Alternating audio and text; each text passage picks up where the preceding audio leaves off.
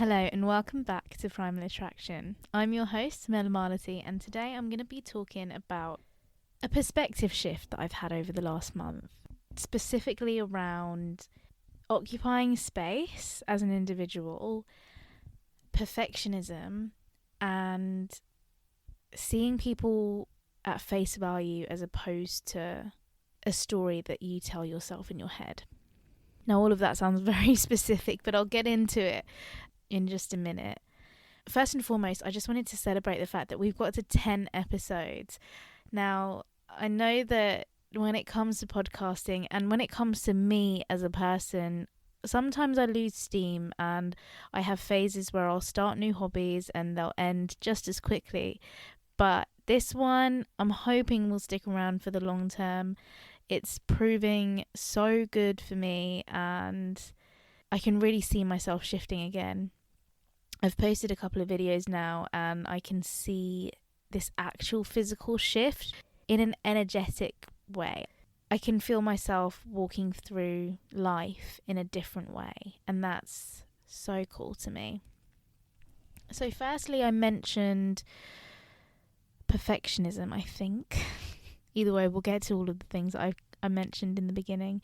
But perfectionism for me is something that really has stifled me ever since I was a child, whether it was going on the monkey bars, doing an exercise, dancing, having fun, or creating something, whatever else. Perfectionism has always been rooted in a failure to start for me, and it's really unfortunate because it's almost like I can see what the potential is, but when the potential doesn't come out on paper or in front of me as opposed to in my head, I lose my shit. I get really frustrated and I just throw everything out. I throw the baby out with the bathwater, or however the phrase goes.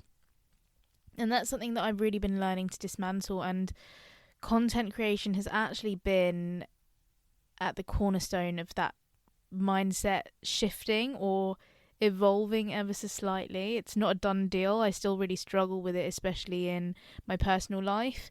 But when it comes to, for me personally, this is how I view it, doing the embarrassing thing, which is being full frontally authentic and vulnerable and showing up as myself day in, day out, is hard. And I'm quite a private person in my personal life, and letting people, whether that's strangers, whether that's friends or family, quite frankly, in to see this more dark or truthful side of me is painful. It's cringe. It makes me squirm every time I post, especially when it's content that I'm not 100% proud of or I feel like I've rushed.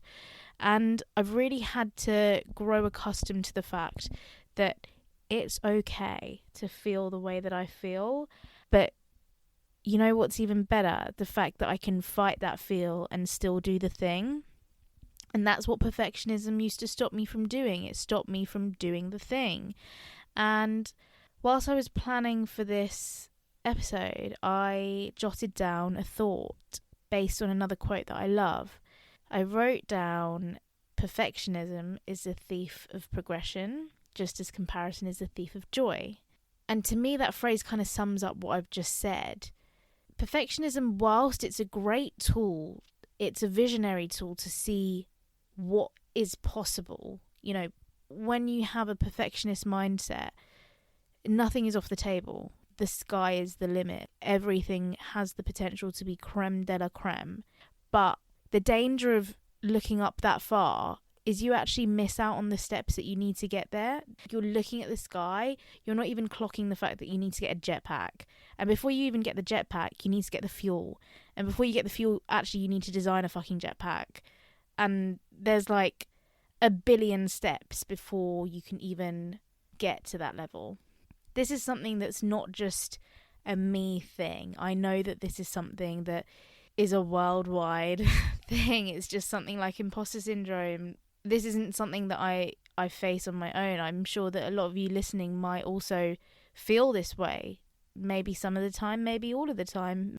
I think that putting myself in this almost immersion therapy of I have no option but to do the reps, I have no option but to do the laps, has kind of changed how I view my perfection.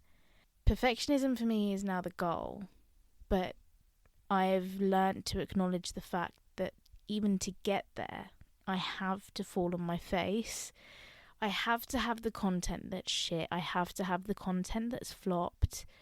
Because if I don't make that content, if I don't even learn how to edit, if I don't learn how to get captions or how to split videos or how to get an overlay or do a voiceover, get the right angle, any of that, I'm not going to learn any of that by just thinking about creating video. I have to actually do it, and that can be applied to all facets of life. I'm really trying to apply it to other elements too, but I mean, it is always easier said than done. But taking the tiniest small step is something.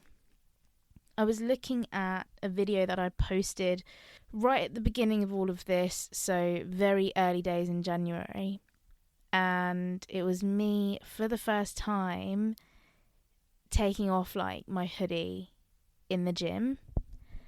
And I remember that day, I remember that moment so vividly. I felt so anxious. There was only one other person in the room, but I still was like, oh my God, this is terrifying. And I only lasted about 3 minutes. But yesterday when I went to the gym, I just took my fleece off and I didn't even think about it. It wasn't even a thought in my mind. Like, I didn't have to consciously go, oh, take this off. It just started happening, and then I clocked myself doing it, and I was like, wow, this is wild. And then I just had this really weird kind of outside of my body moment where I felt my body, but I wasn't judging my body. I was simply existing however I looked in an outfit that would have made me cry, quite frankly, about a month ago. The thought of even being in a space like that, dressed like that, I would have felt naked beyond belief. But not only was I comfortable in that, I had wrist straps on, and I was kind of like taking up space and on a cable machine. A motherfucking cable machine with my ankle straps that I own. And I keep in my gym bag with other stuff that, I mean, I don't use that often, if ever, yet. But I have a gym bag. That's progression. I used to just walk around with my car keys and my phone and call it a day. I was like, I don't want to be lugging shit around. If anything, I felt like I didn't deserve to be lugging shit around. I felt like I didn't deserve to have wrist straps, even though I have very flexible joints and actually probably should have bought them a very long time ago. I finally, in 2 years of gymming, chose to take up space. Not even chose, it just happened. I felt like I belonged for the first time in a gym ever. And none of that would have been possible if I hadn't have had the gumption to take off my hoodie in the first place for 3 minutes. It wouldn't have happened if I hadn't have got up off the leg curl machine or whatever the fuck I was on and go up to an amazing influencer called Lily Lifts and just ask how she had the confidence to start recording herself in the gym, and like my fear of even having a tripod in the gym.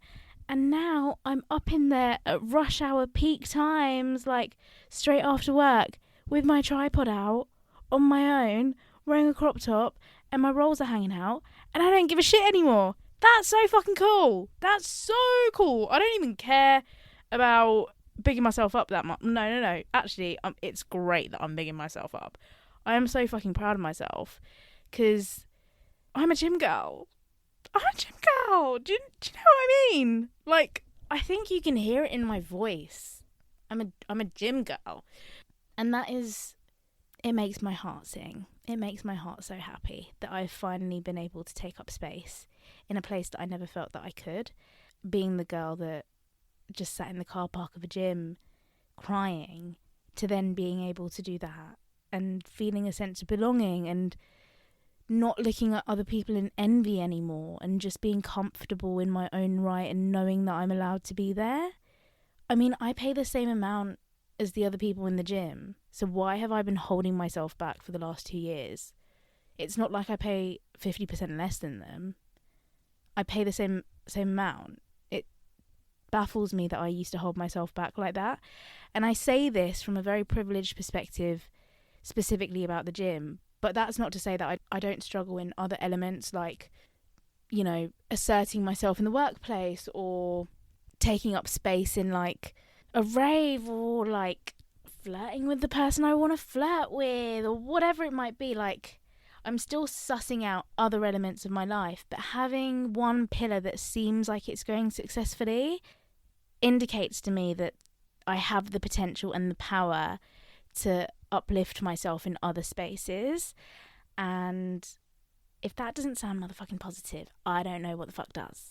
That's good shit right there. So I hope there might be something there to take away, because I just want to let people know that life is not stagnant. Life isn't necessarily an upwards climb constantly either. Like, there are peaks and troughs, and I've realised that progress is not linear. There are going to be the days where you fall off. I mean, I sure did. I got to a really good position and then I fell from grace.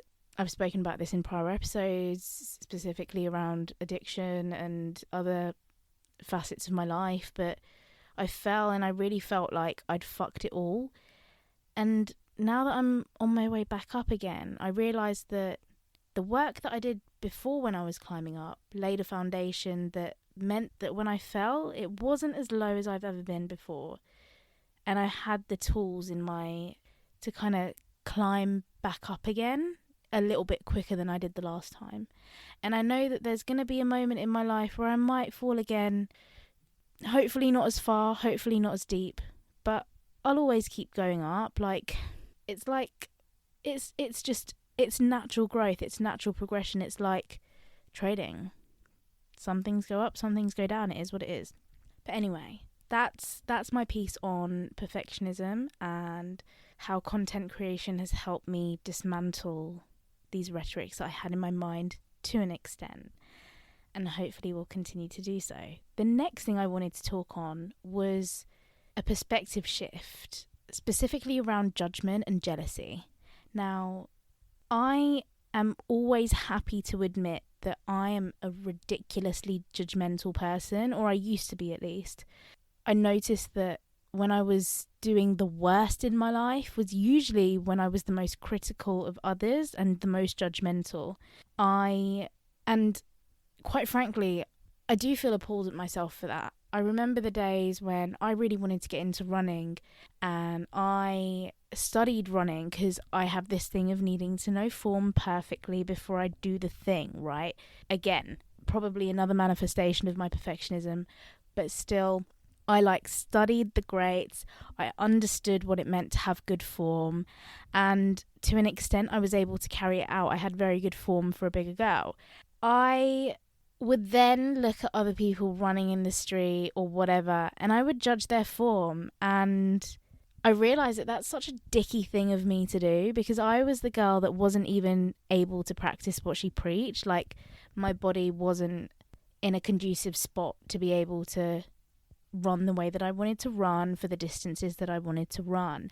And yet I had the audacity to shame people in my head who were doing the thing that I wanted to do. And then I realized that it's not necessarily about getting it perfect or getting it right. It's about doing it. Doing it is half the challenge. If anything, it's most of it. And that is so commendable. Now every time I see someone running on the road or running in the street or wherever the fuck they're running, I'm just like, fuck yeah. Like, sometimes I wish I could just honk my horn and be like, go bitch, go. Like, this morning I was driving to work and I saw two women just like jogging together, and I was like, go girls, yeah, you fucking just live it up, go get your croissant. Do you know what I mean?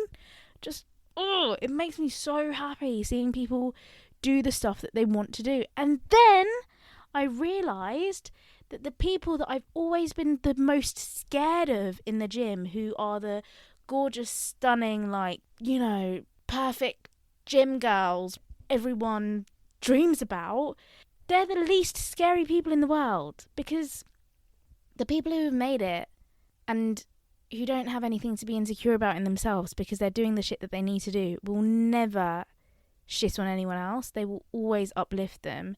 And the people that I always thought would judge me the most in my head have done nothing but uplift me and tell me to keep going. And that's so cool to me. And the shift that I've seen in my own mental health from allowing people in that I never thought I was worthy of or deserving of is so cool. It's so true. The phrase of don't ever be the best person in the room is so true. It's so true. Because when you get to a certain point and you are the creme de la creme of whatever room you're in, there is nothing else to strive for and there's no one else to lift you up.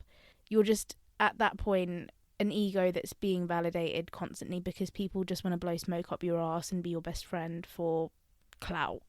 That's not a fun position to be in.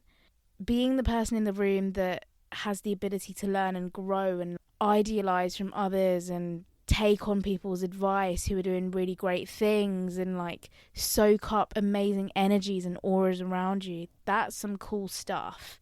And that's testament to pushing yourself and knowing that you can make friends wherever you are in life.